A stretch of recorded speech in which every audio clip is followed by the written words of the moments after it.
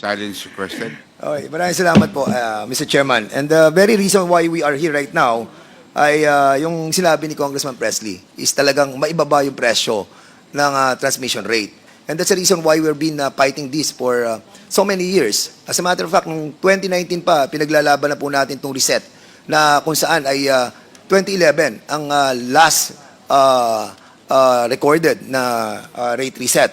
And it's been like 13 years. Hanggang ngayon, wala pa po. And that's the reason why we're asking why. Di ba? Bakit hindi nagkakaroon ng panibagong set ng rates para sa transmission? And kung mapapababa natin ang lahat ng mga building blocks that the ERC is now evaluating through the RAAC and the NCL, like the return on capital, the CAPEX, the opening RUB, the regulatory asset base, and even the depreciation on the capital, on the return of capital, at even the operating and maintenance expenses, I'm pretty sure, ito pong ating pong hearing na to, magkakaroon ng positibong resulta sa pagbaba ng kuryente ng transmission rate ng ating pong bansa. Now, magsimula po muna tayo dito, Mr. Chairman. Ang tatanungin ko po ay ang NGCP regarding doon po sa inyong IPO na in the last hearing, I mentioned about this IPO. Ano po ba yung legal obligation ng NGCP regarding the public offering na binabanggit ng provision ng ating pong batas? Attorney Malyari, you can answer this.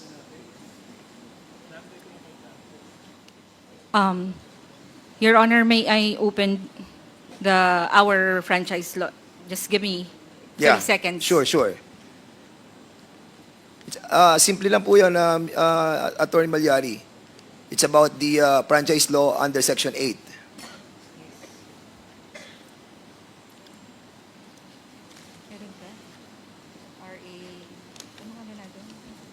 Okay, ako na lang mag-mention, Attorney Malyari. So under Section 8, ang mandato po ng ating pong NGCP is to offer sa public yung ating pong share of stock. At ito po ay within 10 years from the commencement of its operation. At kung ating pong pagbabasihan yung commencement ng inyong pong operation, nagsimula po kayo noong January 15, 2009. At yung pong inyong statutory deadline ay natapos noong January 14, 2019. Ngayon po ay January 14, 6 years ago. Doon po natapos yung inyong pong deadline para po sa tinatawag mo nating pagpasok po ninyo sa IPO na siya pong tinakda ng Section 8 under Republic Act 9511. So ngayon, Attorney Malyari, I will be asking you a question. Why is this public offering requirement was imposed by law? Ano po ba yung sinasabi nating purpose behind it? Bakit tayo minamandato ng public offering?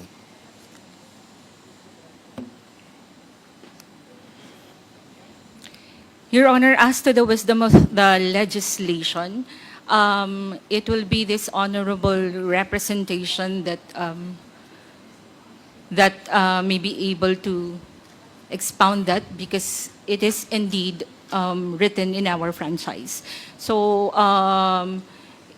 bakit minamandato na tayo po ay mag-IPO? Kasi kung titingnan mo po, Attorney Malyari, halos lahat ng mga public utilities, minamandato yan na mag-IPO tayo.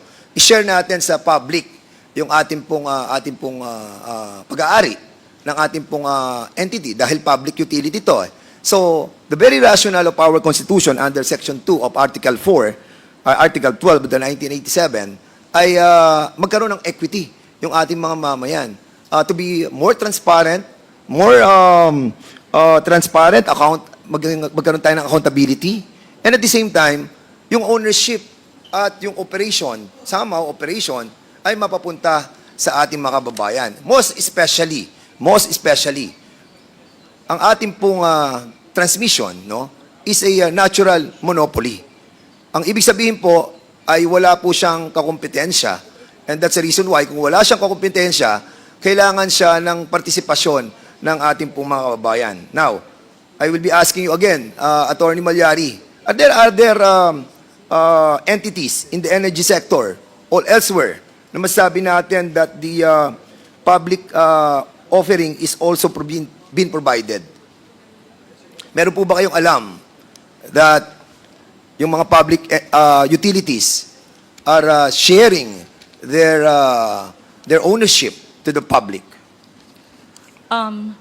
Your Honor, top of my head, I apologize. I am not aware Sige, of other public utilities. okay, Top of my sa head. ERC, meron po ba tayo alam na mga public utilities? ERC Commissioner, Chairman Di Malanta? Yes, Mr. Chair. In fact, the EPIRA requires, under its current form, EPIRA requires generation companies, distribution utilities, as well as for individual franchises, like for telecoms, for example, they have public listing requirement. Correct. Under Republic Act 79-25, yung ating pong mga public telecommunications mandates na to offer at least 30% sa IPO.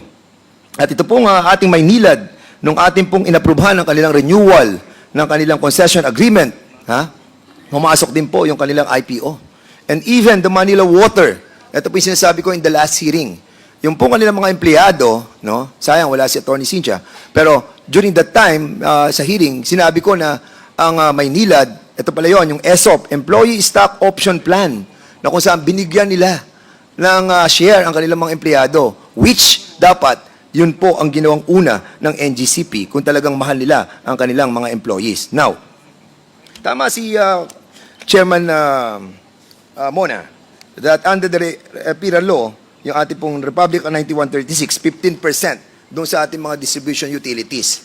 And isa pang batas na nagsasabi dito ay Republic Act number 8479.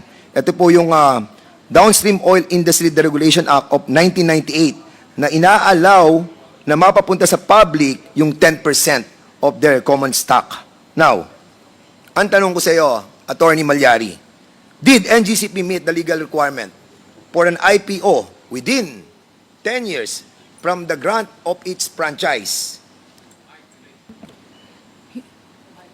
Your Honor, I would like to read now that I was able to open the Section 8 of NGCP Franchise RA 9511. Dispersal of ownership, Mr. Chair, two ways, Mr. Chair. One is to make a public offering of the shares representing at least 20% of the outstanding capital stock or higher percentage that may hereafter be provided by law. And there's another, Mr. Chair, provided that the listing in the PSE of any company which directly or indirectly owns or controls at least 30% of the outstanding shares of stock of the grantee shall be considered full compliance. Alright. In- So, tatanungin lang kita, Attorney Malyari. Simple lang yung tanong ko. Did NGCP meet the legal requirement for an IPO within the 10 years period that was mentioned in Section 8, Republic Act 9511? Yes or no? Your Honor, our legal position is yes. Yes, your pursuant to legal the position is yes. Correct. Now, nung November 13, 2018, para maintindihan po ng ating mga kasamahan at mga nanonood sa atin, para at least maging klaro po. Kasi dito, ako ipaglalaban ko that you have violated Section 8, Republic Act 9511. But in your contention, in your statement a while ago, you have mentioned that in May 26, 2022, the order of the ERC was that NGCP was compliant with Section 8. But that was in contrast with the decision of the ERC on March 10, 2021, when they rejected your motion for reconsideration when you filed a petition on November 13, 2018. Now, ang tanong ko sa iyo, Attorney Malyari, ano ang final nyo nung November 13, 2018 sa ERC with regards to this listing of share of stock of the NGCP? Mr. Chair, I am not the counsel that personally Who is the proper person to answer my query? Mr. Chair, can you just give me one minute, Mr. Chair?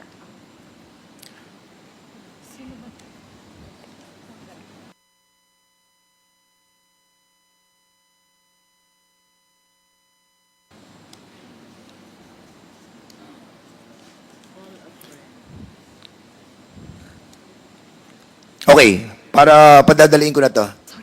Alam ko naman sagot sa mga tanong ko. I just wanted to find out if you know my questions. Now, November 13, 2018, barely 2 months prior to the statutory deadline that was set by the franchise law that was given to NGCP, nag-file kayo ng petition for the approval of the extension of the period for listing of the shares of stock of the NGCP. Under this petition, ang inyong prayer ay ma-extend po yung period ng listing ng inyong pong shares of stock.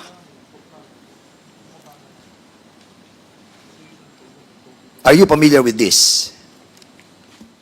Now that you're mentioning, Mr. Chair, I'm taking your word as is, All Mr. right. Chair. Now, tanong ko sa commission, ERC. Wala pa si Mona Lisa dito. Siguro ang tatanungin ko dito ay si Ma'am Commissioner Maceda. Ma'am, thank you for being here. Ano po naging aksyon ng komisyon on this petition for extension of the listing of shares of stock of NGCP? If it's the November 2018 motion to extend actually, there was a prayer actually to extend the period for listing of shares of stock of NGCP. The decision of the Commission was adopted March 3, 2020, as you mentioned, Your Honor, and the decision was to deny such motion to extend the period to comply with the public listing requirement. So, ang kanilang prayer prior to the deadline noong listing ng share of stocks ng NGCP in accordance with Section 8 ay dininay noong March 3, 2020. Am I correct? I confirm that, Your Honor. And what are the other directive of the NGCP or of the ERC to the NGCP regarding doon po sa process ng public listing? Yes, sir. If I may just read the pertinent portion of the order, Your Honor. Yes, please, go ahead. This is the order dated 3 March 2020 on the public offering requirement. Wherefore, the foregoing premises considered, the petition filed by the National Grid Corporation of the Philippines, seeking the Commission's approval of its proposed extension of period to list its shares of stock in compliance with RA 9511, is hereby denied and is directed to comply with the following. Number 1, NGCP is directed to commence immediately the process of public listing pursuant to RA 9511 and to fully comply with the same within 6 months from receipt of the decision. Second, NGCP is hereby directed to submit a compliance report showing its compliance with its public listing obligation within 30 days from the said compliance. So ordered. So in Dated other 3 words, March. Madam Maceda, there was a directive from the Commission for NGCP to immediately comply with the process of publicly listing. I confirm that, Your Honor. Sila po ba ay nag-submit ng compliance report na binabanggit nyo sa order ninyo? Within 30 days, sinabi po dito, to submit a compliance report. From my recollection, Your Honor, they submitted a motion for reconsideration, and it was filed within the time frame as provided under our rules. All right. That I understand. Okay. We will go on that, Madam Maceda. Punta mo muna tayo, bago tayo pumunta sa motion for reconsideration. Doon sa petition nila no November 13, 2018, was there any representation from NGCP that it will be pursuing a share swap transaction as a form of compliance with the public listing requirement under Section 8 of Republic Act 9511. Was there any mention of the share swap?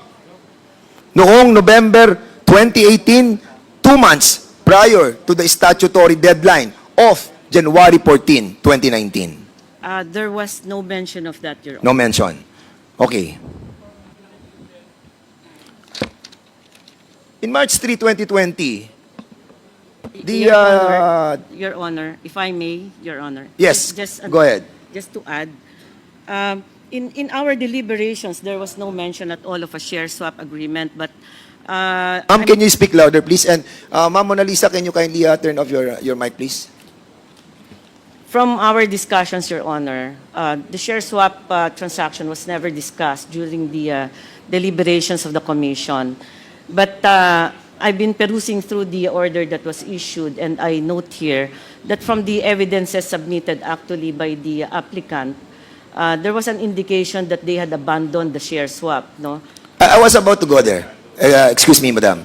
Because I have read all the documents that I gotten in the website of the ERC, and even the partial initial determination and also the draft of final determination. I got all these copies. And it's here with me. And I've read about it. Ma'am, ang tanong ko po, hindi ko alam kung nandun kayo sa hearing.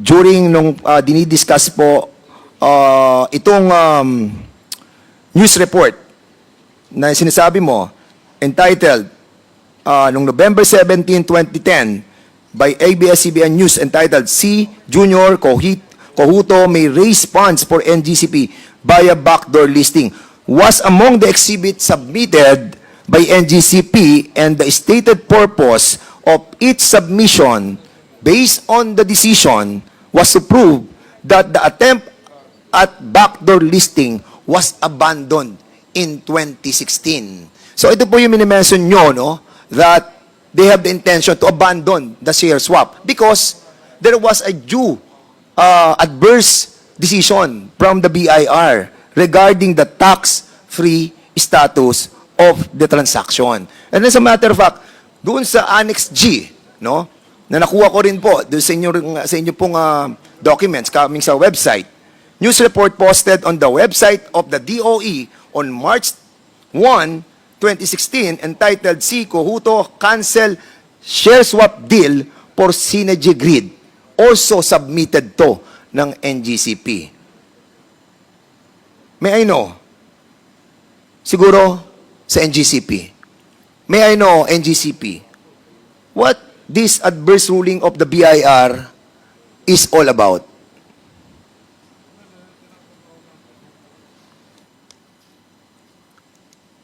Kasi nabandon po niyo yung share swap noong 2020. Yes. May I know the year, Your Honor? 2016? The NGCP attempt the backdoor listing noong 2016. Pero inabandon po nila at pagkatapos po, kinancel na po nila yung share swap.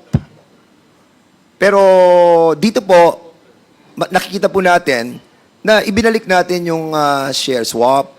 You abandon the share swapping methodology because here sa submission nyo po sa ERC, you have mentioned the adverse ruling of the BIR. So, ang tinatanong ko po, ano po yung adverse ruling ng BIR about doon po sa tax-free status of this transaction? Your Honor, I have no information insofar as that one, but given we will provide, Your Honor, we'll look in our files, Your Honor. Attorney, are you the proper person to be representing NGCP? Kasi kanina ko pa napapansin, lahat paiwas yung tanong sagot nyo Your Honor, hindi po sa umiiwas Because this ako. is one of the alleged violation that was committed by NGCP. Section 8 of Republic Act 9511, we discussed that in the last hearing. And this issue, we tackled in the last hearing. Mabigat po itong allegation sa inyo. And this may cause your revocation of the franchise of NGCP. Don't you know that? Your Honor, I am very much aware of the gravity of what we're... So bakit hindi po kayo nagsama ng mga taong may alam sa sitwasyon ng mga bagay na tinatanong po ng mga members of this committee. Anyway, I hope that next time na po, sana po, mapadala po yung mga tamang tao. ERC, wouldn't you say that it was apparent for this evidence kanina na binanggit po natin that yung pong submitted voluntarily by NGCP, kasi sila po nag-submit nito that they had abandoned the share swap as an alternative to the public listing requirement? Your Honor, I'm looking at the order of March 3, 2020, and yes, I confirm that there's an enumeration of exhibits or evidences submitted to us, and among them, as you had mentioned earlier, I think that's Annex G and Annex D. Yes. Yes, it appears in our order that NGCP submitted that, and that there was a notation that the attempt at backdoor listing was abandoned in 2016 due to an adverse BIR ruling regarding the tax-free status of the transaction. I don't recall this being questioned by NGCP in its motion for reconsideration. So, ang tanong natin sa NGCP with that, kino-confirm mo, NGCP, did you comply with the directives of the Commission on its decision dated March 3, 2020, na kung saan sinasabi, ano na po tayo, pumasok na po tayo sa IPO, mag-IPO na tayo dahil lang sinasabi ng Section 8. Nag-comply po ba kayo? Yes, Your Honor. Your Honor, now that I have here some documentation in order to support what I will be stating now, may I be allowed to make some chronology, Your Honor? Sige, go ahead. Apo. Your Honor, Attorney 13 Malyari, November. address the chair, please. Do you have a presentation, or is that just something you're going to read from your cell phone? Wala pong presentation, Mr. Chair. Please proceed. Your Honor, you have mentioned the 13th November 2018. So NGCP filed a petition on 13 November 2018 before the ERC for the approval of the extension of the period for the listing of shares of stock of NGCP. Correct. These are the reasons cited, Your Honor. First, there's a pending arbitration case and there's a delayed regulatory reset. Second reason, Your Honor, period provided is merely directory. Third, no implementing rules for Section 8 of RA 9511. And the fourth, the timing of public offering is addressed to the discretion of the Board of Directors in the exercise of sound business judgment. So ang prayer po sa nabanggit niyo po na 13 November 2018, ang prayer po ni NGCP ay, 1, approve the extension, and 2, grant an extension of 1 year from 14 January 2019 or upon final resolution of the arbitration case. Ngayon po, tama sila, nagkaroon ng desisyon si ERC noong 03 March 2020. It was issued on 27 April 2020. Dito po, dininay ni ERC ang petition for extension, as Coma Seda has stated, and that, ito po yun, Mr. Chair, NGCP is directed to commence the IPO obligation within 6 months from receipt of the decision. Correct. And that NGCP now is directed to submit compliance report within 30 days from compliance of public listing. Dito po sa desisyon na ito, due process, nag-file po si NGCP ng motion for reconsideration dated 19 August 2020. Tapos ngayon po, si ERC, in its order dated 10 March 2021, umabot na po ba tayo dito, Your Di ba? Honor? Wala pa. Sige po. Nagka-advance ka Sige na. Okay. Alright. So, now you confirm, no, that nag-apply kayo 2 months prior to the deadline. And then, nagdesisyon ng ERC, sinabi ng ERC, denied yung extension nyo. So, nakalampas na yung deadline nung inyo pong statutory requirement na sinasabi dapat within 10 years, nag-IPO na kayo. And on January 28, an urgent motion was filed by the NGCP to the Commission nung progress in moving the IPO forward. Nag-file kayo ng urgent motion sa Commission at sinabi nyo, oy, ERC, eto na, magsisimula na kami ng process ng IPO. Correct, Attorney? At nung March 10, ayan na, papunta na tayo sa sinasabi mo. On March 2021, yung motion for reconsideration nyo was finally denied by the ERC. At inutusan kayo ng ERC to commence the initiation of the requirement of Section 8, Republic Act 9511. Simulan na po ninyo ang IPO.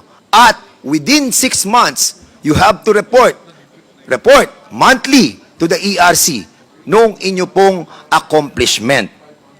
Now, ang tanong ko sa iyo, would you consider this order final and executory that this resolve, the MR filed by the NGCP? Sa tingin mo ba, this is a final and executory? Yes or no? Your Honor, Wait, sagutin mo muna, Attorney Malyari. Ang tanong ko na simple. Nag-file kayo ng petition, prayer for extension, na denied. Tapos according sa rules ng procedure and practices of the ERC, isang beses lang magmo-motion for reconsideration. Sabi sa rules will you confirm this, Mona Lisa, that according sa rules of procedure and practices of the ERC, isang beses ka lang magmo-motion for reconsideration. Then, you were denied sa motion for reconsideration. Ngayon, ang tanong ko, final na ba yun and executory? in the same order, Your Honor. No, wait. I'm asking you. Yes or no? Yes, Your Honor, and we were Yo, given 6 months. Wait. Before you explain, let me hear your answer. So I'm asking you, final and executory na po ba yun? Yes or no? Opo. Okay, yes. Now you can explain. And in the same order, okay po. So, tuloy ahead. ko lang po yung chronology. So, in the ERC order dated 10 March 2021, which was received on 14 March 2021, the ERC denied NGCP's MR of the decision dated 3 March 2020, and that the following are maintained by the ERC in its ruling. Among others, NGCP was given 6 months from receipt of the order instead of the receipt of the 3 March 2020 to complete the public listing process or on before November 10, 2021. Yes, At dito okay. rin po, in order po kami to submit a compliance report every fifth po of the month for the 6-month compliance. Alright, thank you. So at least klaro po na binanggit po natin, nagkaroon na ng order na final and executory yung pong desisyon ng March 10, 2021 ng ERC. Now, and it was directing the NGCP to complete its compliance with the IPO requirements until the successful listing thereof. Yun ang sinabi ng ERC eh. At dito, hindi sinabi. It did not say any IPO or any alternative thereto as may be allowed under the law. So ngayon, ang tanong ko sa Commission, what was the basis of the Commission in explicitly requiring an IPO and not just an alternative? Ito sa mga majority who have decided dito, siguro tatanungin ko si Puentes, si Commissioner Puentes. Commissioner Puentes, Yes, Your Honor. ano naging basis ninyo? What was the basis of the Commission in explicitly requiring an IPO and not just an alternative thereto? Bakit nyo ni-require ng IPO ang NGCPO? At yun na sinabi nyo. Sabi nyo, walang extension. Motion for reconsideration, denied. Final and executory. Tapos sabi nyo, proceed with the IPO. Within 6 months, dali ng listing sa ERC. Bakit yun po naging desisyon na require nyo sila ng IPO? Your Honor, yung At sa... walang ibang alternative. Yun ang decision nyo. Walang ibang alternative. Bakit yun ang decision nyo? Your Honor, yung sa IPO naman, nakasaad naman yung sa batas. And then there was deliberation wherein this was presented to us and that is why we... Hindi ang came up with tinatanong that ko, decision. Commissioner Puentes, malayo na yung sinasagot mo. Ang tinatanong ko, bakit nyo ni-require sila ng IPO? Kasi dito, sa decision nyo, sa March 10, 2021, nire-require nyo sila na mag-IPO na. At nagkaroon nga sila ng urgent motion noong January 28, 2021 eh. Ini-inform ang commission na sinasabi niya, oh, ERC, andito na kami. Nagpo-progress na yung aming nagpo-progress na yung aming IPO. Ha? At as a matter of fact, according sa inyong decision na binasa ko, they have already, ito ang sinabi ng NGCP, for your information, take note that the Commission acknowledged NGCP's good faith effort to comply with the IPO requirement, citing the following actions. Ito na yung mga ginawa nila action para sa IPO. Engagement of financial advisor, shortlisting of joint global coordinators, finalization of acquisition of legal counsel, submission of a detailed grant chat with timelines, and commitment to fully onboard external advisors. And additionally, Commissioner Puentes, ito ang inyong inimbestigahang witness na galing mismo sa NGCP, si Mr. Eduardo Francisco, who is an expert. Expert siya sa IPO. At sinabi ni Eduardo P. Francisco, who stated that NGCP required more time as the NGCP IPO will be unprecedented in terms of scale. Do you remember this, Commissioner Puentes, Commissioner Digal, Commissioner Lumbatan? Do you remember this? Reply. Mr. Chair, Your Honors, if I may be recognized to respond. Yes. For the record. Recognized. Thank you. Yes, Chair, I am Commissioner Digal of the ERC po. Yes, Mr. Chair, Your Honors, we do remember that we have considered several inputs of consultants then on the public offering of NGCP in deciding whether or not they were compliant. So, you are gearing toward the IPO with your March 10, 2021 decision. I think the wordings in the order referred to public... Tanong ko sa iyo, Commissioner Digal, you are gearing toward IPO with your decision of March 10, 2021. Yes or no? Yes. Yes. And if I may explain... Yes, go ahead. Because the documents then submitted to our offices and the position or arguments of the NGCP then they were already starting and they have made studies on conducting it. Correct. And as a matter of fact, tama yung sinabi mo. Ito ang sinabi nyo.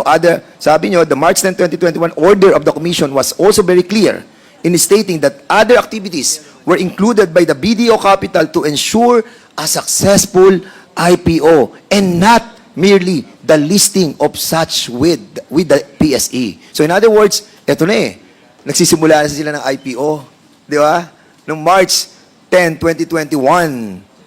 So ang ibig po sabihin, kung nagsisimula na po sila ng IPO, which you all relied on the statements of the NGCP, ang tanong ko sa NGCP,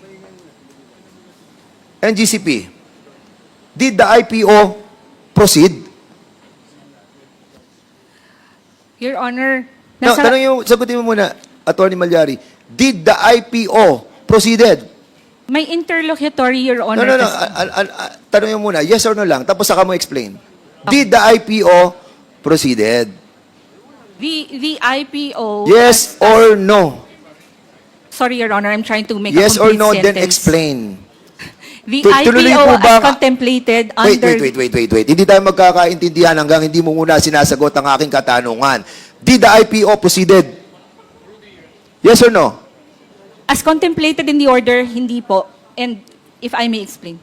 Hindi. The Kaya, answer- hindi sa order. Ang tinatanong ko kasi, inorderan kayo, di ba? Na proceed with the IPO. Kasi nga, nag-ano kayo nag-witness kayo Ang sabi ni Eduardo Francisco, yung inyong expert, nagpo-proceed na po kami sa IPO, nasa initial stage na po kami, and we will be earning or we will have investor like $1 billion coming from the different investor. So ngayon, nandito po report nabasa ko lahat At ang sinasabi nyo, nasa stage na kayo ng IPO. Ang tinatanong ko, nag-proceed ba kayo sa IPO? Sabi mo, no. Di ba? Then now, explain. Your Honor, ituloy ko lang po yung chronology.